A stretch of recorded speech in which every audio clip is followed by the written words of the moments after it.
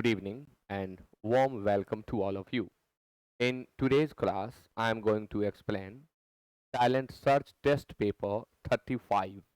You know it well that on every Sunday, we conduct an online test on our own app, Apex Institute Chapra. The test remains open from 7 a.m. to 7 p.m. and the syllabus is before you. It is given on the screen. So you must take the test on every Sunday. This test will help you score very high marks in all types of competitive examinations. Now, without killing your time, let's get started. Explanation of state 35 and the first word is merited. इसका synonym बताना है. ए में डिजॉर्व्ड है, B में encouraged, सी में prompted और D में supported. Merited. Merit means मेधा. Merited मेधा वाला व्यक्ति. तो merited एडजेक्टिव का काम करेगा. इसे हम योग्य लिखेंगे. योग्य. Deserved means योग्य. Encouraged प्रोत्साहित. ये सभी वर्ब से बने हुए एडजेक्टिव हैं. इन्हें पार्टिसिपियल एडजेक्टिव कहते हैं. प्रॉम्प्टेड तत्पर एंड सपोर्टेड मदद किया हुआ. अगर हम इसे एक शब्द में कहें तो समर्थित होगा. एक शब्द में हम कहें तो समर्थित होगा और आंसर हो जाएगा 1 का ए. क्वेश्चन नंबर 2 आपके सामने है. 2 को आप एक्सप्लेन करें. 2 का आप आंसर दें. शब्द है रिफ्रेन. ए में डिजुएड है, बी में डिजिस्ट, सी में प्रिवेंट और डी में कर्ब. रिफ्रेन का अर्थ होता है परहेज करना.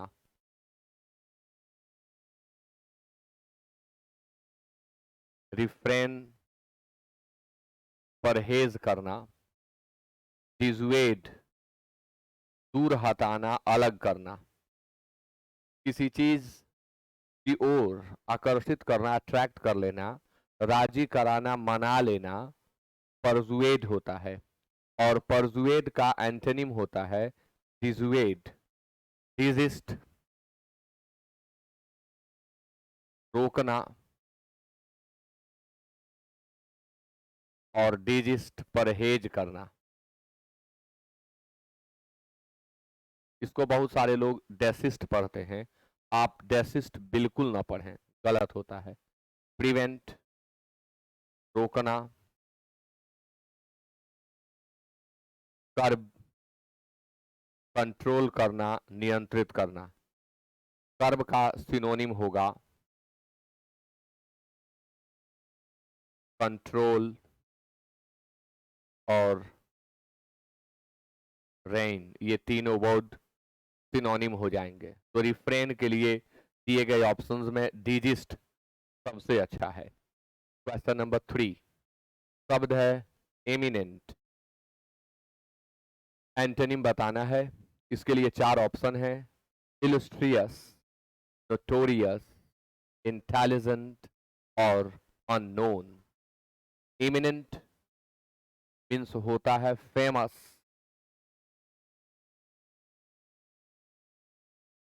And important. One who is famous and important is called eminent. Illustrious means famous and successful.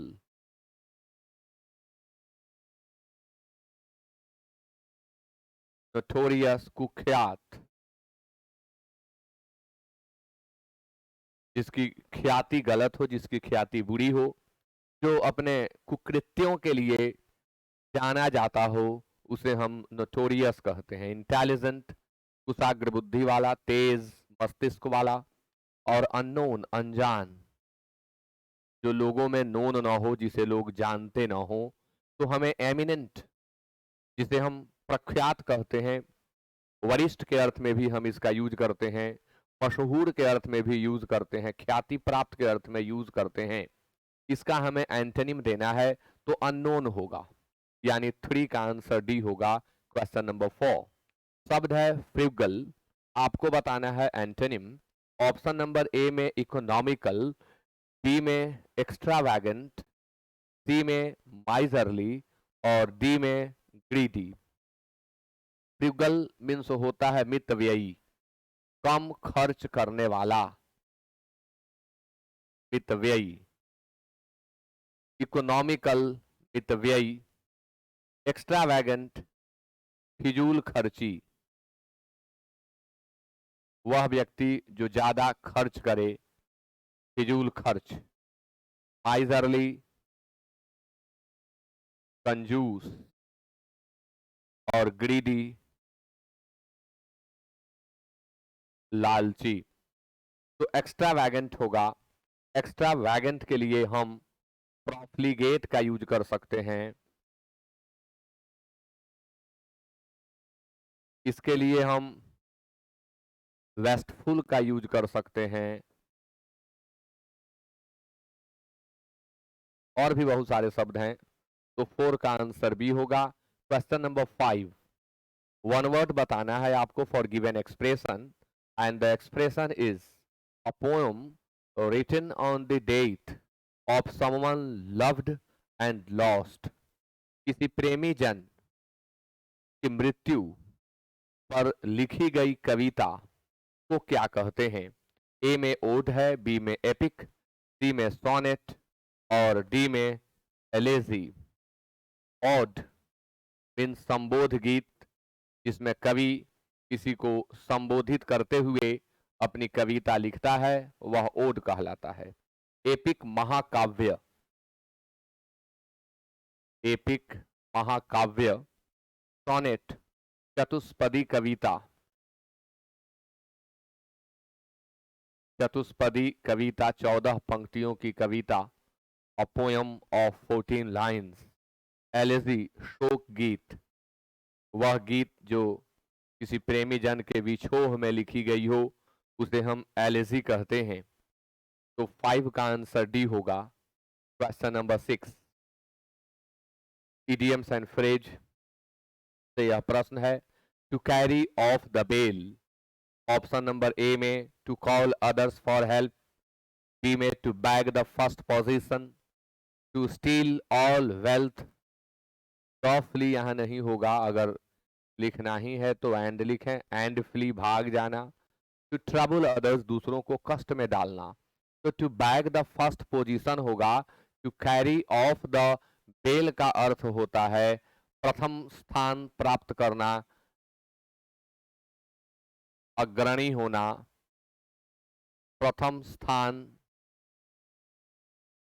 प्राप्त करना, जिसे आप अव्वल आना भी कहते हैं। अव्वल आना, प्रथम स्थान प्राप्त करना। तो 6 का आंसर बी होगा। क्वेश्चन नंबर 7 आपके सामने, to push somebody to the wall। To push somebody to the wall। A में to defeat him, to humiliate him, to heckle him, to knock him down. तो to push somebody to the wall means होता है हराना, किसी को हरा देना। और knock down भी ठीक है, लेकिन स्पष्ट वर्ड यहाँ दिया हुआ है टू डिफीट हिम, इसलिए हम इसे सेलेक्ट करेंगे। ह्यूमिलिएट मीन्स होता है अपमानित करना। हैकल मीन्स होता है किसी के गर्दन में हाथ लगाकर धकेलना, हैकल करना। तो 7 का आंसर ए होगा। क्वेश्चन नंबर 8 में मिस स्पेल्ड वर्ड आपको सेलेक्ट करना है। एक की स्पेलिंग गलत है, उसे आप जल्दी से कमेंट करके बता दें। ए में कॉलर है, बी में कोलैबोरेट है, सी में कॉर्पोरेट्स है और डी में कोरोबोरेट है। कॉलर मीन्स कॉलर, पट्टी आप कह सकते हैं। कोलैबोरेट मीन्स होता है मिल मिलकर काम करना, कोलैबोरेट, मिलकर काम करना। कॉरपोरेट सामूहिक मंडली, व्यवसायिक मंडली। कॉर ये शब्द गलत है, कोरोबोरेट गलत है। कोरोबोरेट होता है to prove one's statement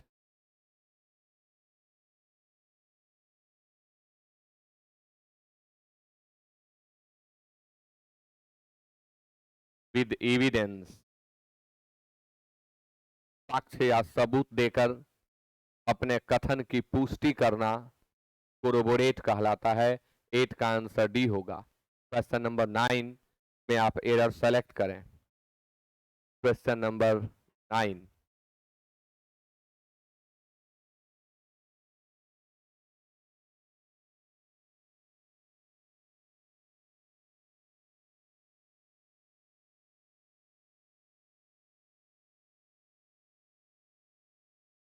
spot the misspelled word. Misspelled word spot करें। ए में सुपरस्टिशस है, बी में एकोमोडेशन, सी में कमेंडेबल और डी में कैलाउस।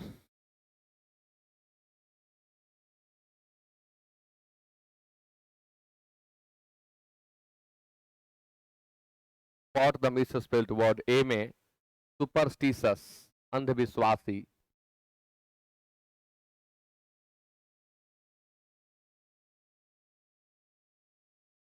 अंधविश्वासी।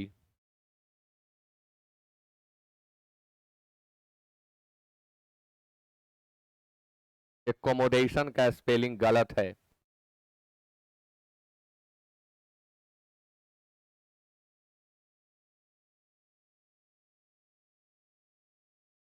समायोजन, एकोमोडेशन। कमेंडेबल प्रशंसनीय, प्रेजवर्दी प्रशंसनीय, अप्रिसिएबल प्रशंसनीय, कैलाउस निष्ठुर निर्मोही, इनसेंसिटिव, इनसेंसिटिव। तो 9 का आंसर बी होगा। क्वेश्चन नंबर 10 आपके सामने। Improve the bold part if necessary. यदि बोल्ड पार्ट में कुछ एरर हो तो आप उसे इम्प्रूव करें। She told the children not to stop the work. वह बच्चों से कही काम को रोको मत। तो टोल्ड के बाद टू प्लस V1 का यूज हम करते हैं, और चूंकि यह नेगेटिव है इसलिए नॉट टू स्टॉप यूज किया गया। किसी करेक्शन की कोई जरूरत नहीं। गिवन सेंटेंस बिल्कुल सही है। Next, I am not telling that you should hunt people to pursue your policies. I am not telling that. जब हम टेल वर्ब का यूज करते हैं तो ऑब्जेक्ट का यूज करना इंपॉर्टेंट हो जाता है।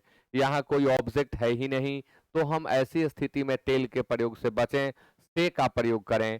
तो आई एम नॉट सेइंग दैट, आप नहीं कह सकते कि telling that. I am not saying that.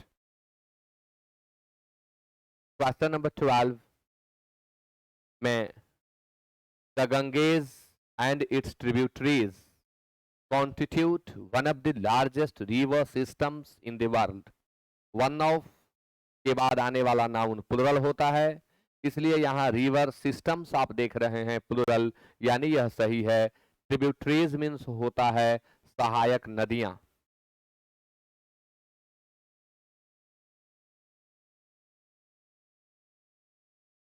सहायक नदियां। अब एरर क्या है? The Ganges and it's. किसी भी पॉजेसिव एडजेक्टिव के साथ ना तो हम अपॉस्ट्रॉफी का यूज करेंगे, न ही अपॉस्ट्रॉफी एस का यूज करेंगे। इट्स ऐसे नहीं लिख सकते, यह गलत है। हमें इट्स लिखना होगा, ITS, यानी आंसर होगा B. Question number 13, the sudden change of place affected her health. Place में एकाएक चेंज ने उसके स्वास्थ्य को इफेक्टेड कर दिया। इफेक्ट नाउन का काम करता है और इसका वर्ब अफेक्ट होता है। तो इफेक्टेड के जगह पर अफेक्टेड की जरूरत है। बुरा प्रभाव डालना, प्रभावित करना के अर्थ में हम अफेक्ट का यूज करते हैं। आंसर सी होगा। क्वेश्चन नंबर 14 सेंटेंस अरेंजमेंट है, आप इसे सजाएं और कमेंट करें। Question number 14।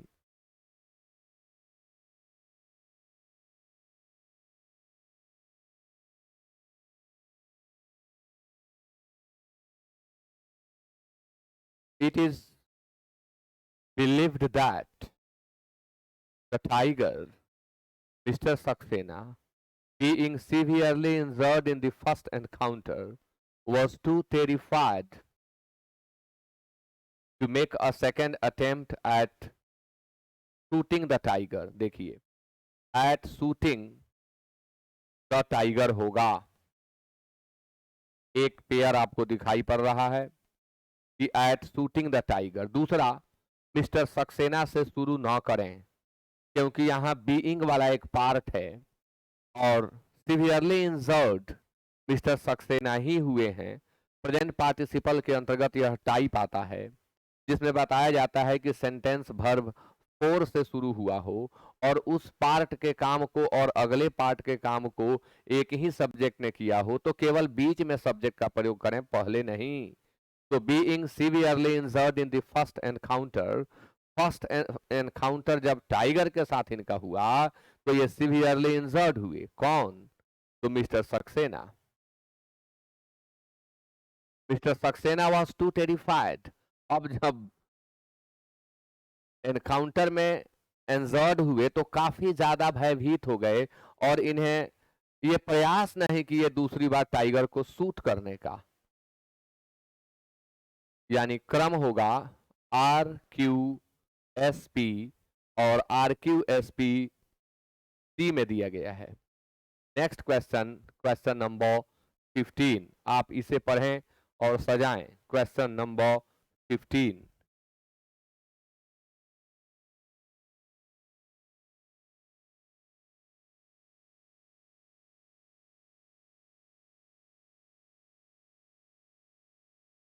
I felt like a cold war spy for a moment, to whom a critical secret had just been revealed। तो यह I felt, मैंने महसूस किया, like के नहीं होगा, पहले ये होगा। I felt for a moment, कुछ पल के लिए मैंने महसूस किया, like a cold war spy, एक कोल्ड वॉर स्पाई की तरह मैं कुछ पल के लिए महसूस किया। To whom a critical secret had just been revealed, जिसको एक महत्वपूर्ण गुप्त बात हाल ही में मालूम चल गया है। तो ये होगा 3 और ये होगा 4, यानी QPRS, और Q से तो एक ही तो शुरू हुआ है, इसलिए आंसर आपका डी होगा। क्वेश्चन नंबर 16 पिलर है। Too many skyscrapers, skyscrapers means होता है गगनचुंबी इमारत, गगनचुंबी इमारत, बड़ी बड़ी बिल्डिंग्स, वे बिल्डिंग्स जिनमें कई स्टोरीज हों उन्हें हम गगनचुंबी इमारत कहते हैं, आकाश को छूती हुई इमारतें। Too many skyscrapers that's the view along the beach, beach के किनारे, समुद्र के किनारे का जो व्यू था उसको बड़ी बड़ी इमारतों ने ढक रखा था या उससे वो डिस्टर्ब हो रही थी। तो रिवील खुलासा करना, पर्दाफाश करना, रिवील खुलासा करना या पर्दाफाश करना, ऑब्स्ट्रक्ट रुकावट पैदा करना, इम्पीड हैम्पर डिस्टर्ब, मेक बनाना और क्लियर स्पष्ट आप जानते हैं। तो रुकावट आ रही थी स्काई स्क्रैपर्स के चलते, बीच का जो व्यू था उसमें बाधा आ रही थी, इसलिए ऑब्स्ट्रक्ट का आप यूज करें। Question number 17. A person who pretends to be what he not is, कुछ गलत है यहाँ. A person who pretends to be what he not is called an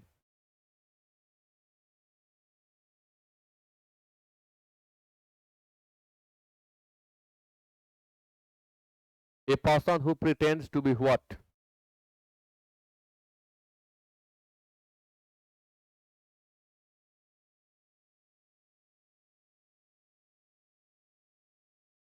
अब ये ऐसे होगा.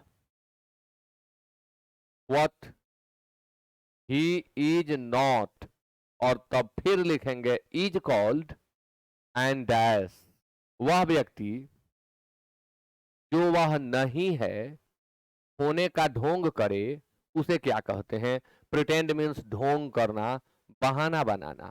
तो उस व्यक्ति को क्या कहते हैं जो वह नहीं है होने का ढोंग करता है. इम्बाइबर, धारण करने वाला, किसी चीज को घोर कर पी जाने वाला.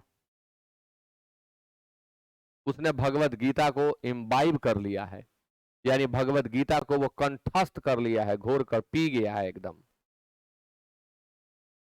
इम्प्रेसारियो, वन हु, ये भी वन वर्ड में खूब पूछता है. One who organises and finances a cultural program. वह जो सांस्कृतिक कार्यक्रम का आयोजन करता है और सांस्कृतिक आयोजनों में पैसा लगाता है उसे हम इम्प्रेसेरियो कहते हैं. इमिटेटर, नकलची, नकल करने वाला. और इम्पोस्टर, मक्कार, बहुरूपिया. मक्कार या बहुरूपिया जो वह नहीं है होने का ढोंग करे उसे हम इम्पोस्टर कहते हैं. आंसर डी होगा. 18. इनडायरेक्ट स्पीच में आप बदलेंगे इसे. The sage said God helps those who help themselves. Says ने कहा, कैसे लोग कहते हैं, हिम्मते मर्दा मददे खुदा, यानी ईश्वर उसी की मदद करता है जो स्वयं की मदद करता है. तो यह एक क्योटेशन है, इसलिए आप दैट से केवल जोड़ दें. तो आंसर ए होगा. The sage said that God helps those who help themselves. Universal truth, scientific laws, mathematical conclusion, proverbs, quotations इत्यादि का अगर वर्णन हो तो केवल आप जोड़ दें. हाँ, हैबिचुअल फैक्ट्स में पर्सन चेंज करना पड़ता है. 19. पैसिव वॉइस बनाएं आप. Who taught her such things. तो हु के लिए आप बाय हुम का यूज करें. By whom was he taught such things. कहाँ दिया हुआ है. आंसर डी होगा 19 का. Question number 20. 20 क्या हुआ. एक क्वेश्चन गायब,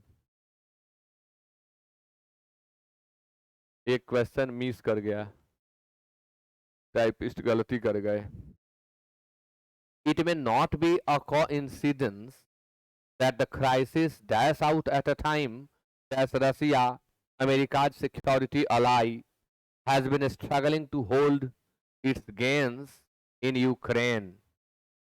It may not be a coincidence, इत्तफाक, यह कोई इत्तफाक नहीं हो सकता है कि क्राइसिस डैश आउट हुआ उस समय.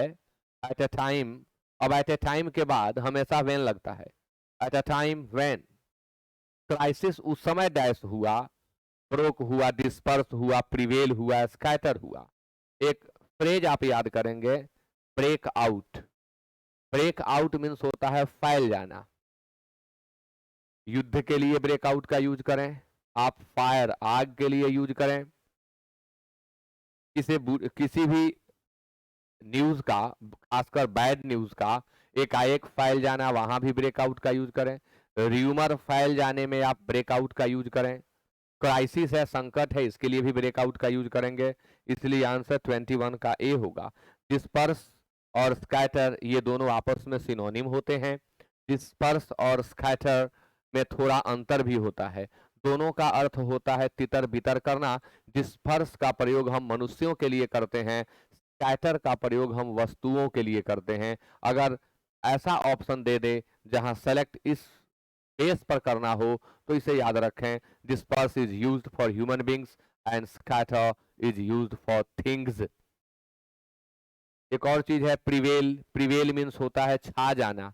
प्रिवेल मीन्स व्याप्त हो जाना, जिसका सिनोनिम परवेड होता है। परवेड मीन्स छा जाना, परवेड मीन्स व्याप्त होना। मैंने आपको पहले ही बताया है कि एट अ टाइम के बाद हमेशा कंजंक्शन के रूप में हम व्हेन का यूज करते हैं। आई एम सॉरी, इसे कंजंक्शन नहीं, इसे एडवर्ब ऑफ टाइम कहते हैं। एट अ टाइम व्हेन रसिया, मेरी कुछ टाइप मिस्टेक है यहाँ, आर्मेनियाज। अब मेरा जीके कमजोर है, कुछ होगा, आई डोंट नो, मैं केवल ग्रामर बताऊंगा। Armenia's security ally has been struggling to hold its gains in Ukraine. Ukraine में अपनी पकड़ को मजबूत बनाने के लिए स्ट्रगल कर रहा है। अलाई मीन्स होता है फ्रेंड,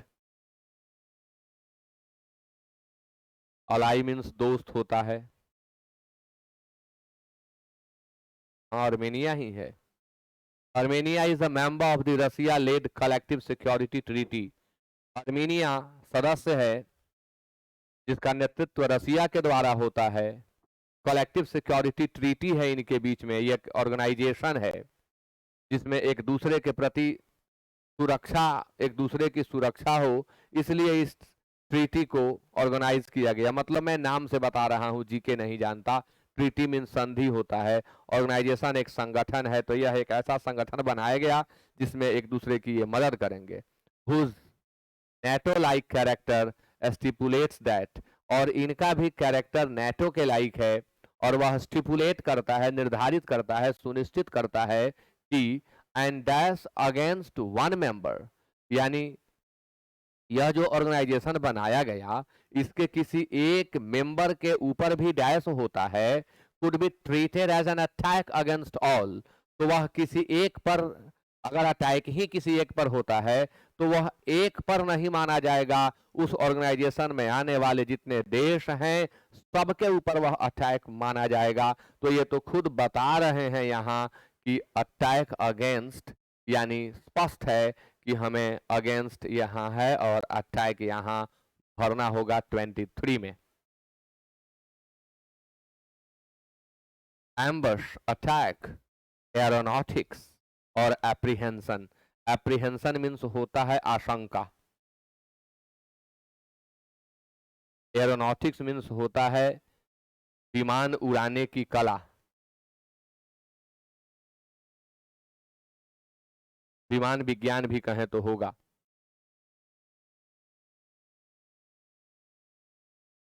एम्बश और अटैक आंसर तो सी होगा। एम्बश मीन्स होता है घात लगाकर किया गया वार। अटैक सामने से होता है, एम्बस छिप कर होता है, घात लगाकर किया गया वार। 24 Armenia had turned to Russia for dash. Armenia Russia की ओर टर्न किया डैश के लिए। But Moscow's response was rather cautious, लेकिन इस बीच जो मॉस्को का रेस्पॉन्स आया वह बहुत ही सचेत करने वाला था। अब वो किस चीज के लिए रसिया के तरफ टर्न किया, रुख अपना रसिया के तरफ किया, किस चीज के लिए? असिस्टेंस के लिए, सपोर्ट के लिए, टक्कर के लिए और हेल्प के लिए। अब देखिए, ये जो जितने सारे शब्द आपको दिए गए हैं ना, सबका अर्थ मदद होगा, सहयोग होगा, लेकिन इन सबके बीच अंतर है। असिस्टेंस आप देख रहे हैं, आप देख रहे हैं सखा, आप देख रहे हैं सपोर्ट, और आप देख रहे हैं हेल्प। इन सबके बीच अंतर है। असिस्टेंस क्या है? जब ट्रेंड वे में आप किसी की मदद करते हैं तो वह आपका उसके प्रति असिस्टेंस होता है। जैसे डॉक्टर जब सर्जरी कर रहे होते हैं तो उनके असिस्टेंट उनके साथ होते हैं, यानी वो ट्रेंड है सर्जरी में, कब किस इक्विपमेंट, किस अप्लायंस, किस चीज की जरूरत है, वो ट्रेंड है, वो जानते हैं। यानी ऑपरेशन के दौरान, शल्य चिकित्सा के दौरान डॉक्टर की मदद में जो लोग हैं वो उनके असिस्टेंट हैं और वे असिस्टेंस कर रहे हैं। दूसरा शब्द है सपोर्ट। आप किसी मिशन पर हैं, किसी कार्य में लगे हुए हैं और उसमें लोगों का एक आपको सहयोग मिला, जनरल आम जन का जो सहयोग मिला वह सपोर्ट हो गया। किसी पार्टी विशेष का मिल गया, वह भी सपोर्ट हो गया। अब है यहाँ पर सक। सक का यूज हम कब करते हैं? यानी जो असहाय टाइप के हैं, जो बहुत बड़ी परेशानी में घिरे हुए हैं और काफी लंबे समय तक इनका सहयोग करके उस परेशानी से निकालना है, तो वहां यूज करते हैं सक का। और किसी विशेष परिस्थिति में एकाएक किसी संकट में आए, किसी ने अटैक कर दिया, कुछ कर दिया, अब उस टाइम हम सकर नहीं मांगेंगे, हम असिस्टेंस नहीं मांगेंगे, हम सपोर्ट नहीं मांगेंगे, हमें तुरंत हेल्प चाहिए। कोई गड्ढा में गिरा हुआ है बाइक लेकर के और उसको बाहर निकलने के लिए मदद चाहिए, तो वो इसमें से क्या मांगेगा? वो हेल्प मांगेगा। सपोर्ट, असिस्टेंस और सकर उसको नहीं चाहिए, उसको हेल्प चाहिए, निकल जाए वहां से। तो यहाँ पर भी हेल्प चाहिए, क्योंकि अटैक के तुरंत बाद वो मदद मांग रहा है और उस मदद के लिए यहाँ जो शब्द दिए गए हैं सबसे अच्छा हेल्प होगा। बहुत कठिन है यहाँ पर ऑप्शन का चयन कर लेना। क्लोज टेस्ट में ऐसी स्थिति बार बार बनती है और इस पर पकड़ बनाने के लिए प्रत्येक वर्ड का पर्टिकुलर यूज आपको जानना पड़ेगा। इसके लिए वर्ड का हिंदी मीनिंग याद ना करें, आप इंग्लिश मीनिंग याद करें, तब ऐसी चीजों पर आप विजय पा सकते हैं, इसे आप भले तरीके से समझ सकते हैं। It dash for de-escalation and claimed that, इसने कहा कि de-escalation हो और उसने दावा किया it had brokered another ceasefire। इसने कहा कि मैं पहले ही एक मध्यस्थता कर चुका हूं कि युद्ध पर विराम लगाया जाए, सीज फायर किया जाए। और इसने ये भी कहा कि युद्ध पर तो विराम लगाया ही जाए, डी एस्केलेशन हो। डी एस्केलेशन का मतलब होता है कि जो इंटेंसिटी चल रही है युद्ध की, जो वॉर की इंटेंसिटी है, उसमें कमी लाई जाए, रिडक्शन लाया जाए। Reduction in the intensity of something, specially of war, के लिए हम यूज करते हैं डी एस्केलेशन का। तो अब फॉर प्रेपोजिशन आप देख रहे हैं, इसका भी ध्यान रखना होगा ना। सर्च फॉर तलाशना, यहाँ तलाशने की बात नहीं है। फोरेज फॉर मतलब तलाशना, सर्च और फोरेज सिनोनिम होते हैं। लुक फॉर तलाशना, खोजना। मौर्न शोक जताना, बिमोन शोक जताना, मोन शोक जताना, वेल और बिवेल शोक जताना या किसी की मृत्यु इत्यादि पर रोना।